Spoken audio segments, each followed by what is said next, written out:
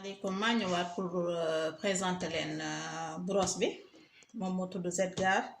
ak crème bi muy àndal pour utilisation bi kii nag su déchargé moom nga koy chargé brosse bi mën nga ko utiliser sa salle de sa douche booy sangu bañul ndox bañul dara donc li ko tax a jóg mooy ñun parfois ñu utiliser ay lotion pour nettoyer suñu kanam defe ne set na fekk des na parce que boo démaquillé ba pare ba def say démaquillant yëpp ba raxas sa kanam ba mu set defe ne set na soo utiliser brosse bi ci ngay xam ni ñun ndekete suñuy kanam dañ koy def lotion mais des na set donc tey dama leen ni présenter brosse bi wan leen mode d'utilisation bi su ko defee pour bu ëllëgee bu ngeen defatee seen lotion xalaat brosse bi xam ni am na lu gën te ba pare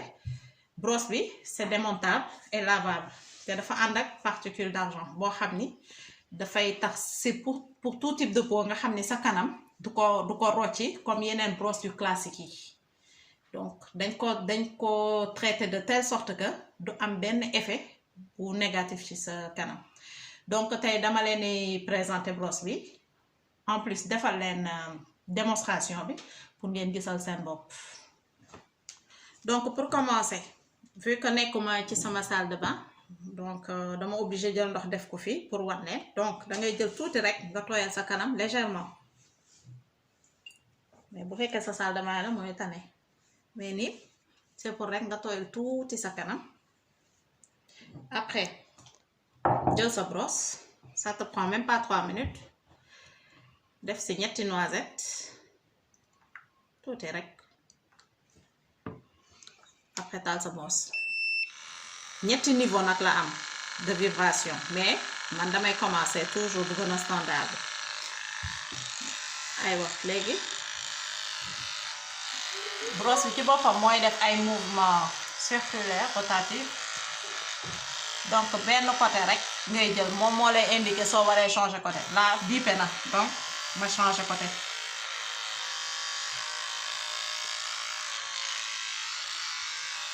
saa yu bippee rek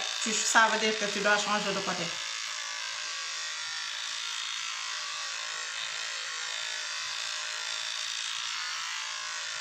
sa poor yi lay dugg bu baax lépp lu fa fekk comme ça da koy dindi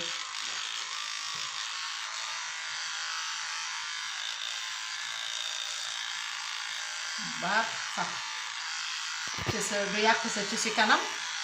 bu ko rocci comme yeneen brosse yi standard yi donc là pare na mais su ma amee envie dolli mën naa dolli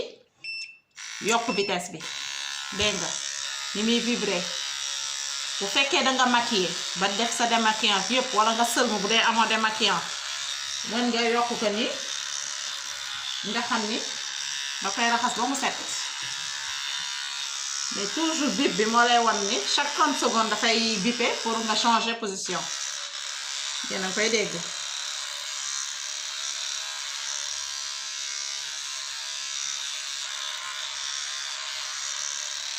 donc man daal bi ma découvrir brosse bi ba tey sonatuma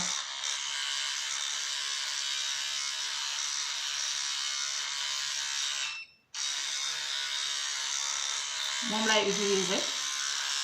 tout le temps donc mu ngi nii daal léegi nag foog ma jóg dem raxas sama kanam pour après ngeen ñëw xool résultat bi raxas naa nag sama kanam ba pare léegi dama koy wowal tuuti instant bi maa ngi sentir ay picotement pour produit bi pour wane ni que ni daal sama kanam set na donc brosse bi daal dara gënu ko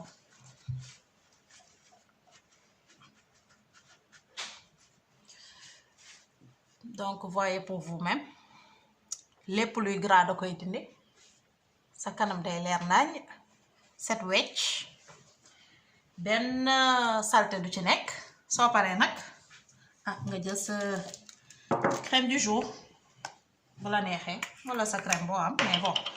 man de préférence dama bëgg utiliser sama crème aloe vera marque LR t'en mets juste un peu nga diw sa kanam donc booy diw tamit da ngay éviter côté yi nga xam ne day def sang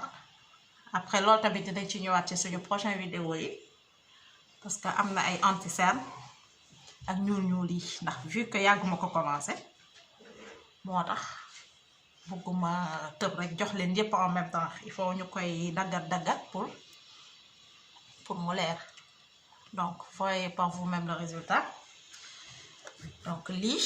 mu ngi ni anti-cerne la pour suñu yi nga xam ne day ñuul nga xam ne da koy dindi donc soo defee sa soin ba pare def sa crème du jour wala crème de nuit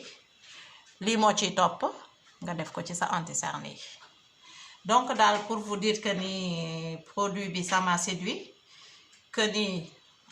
pourcentage bi mu am ci aloe vera bariwul produit yu ko am donc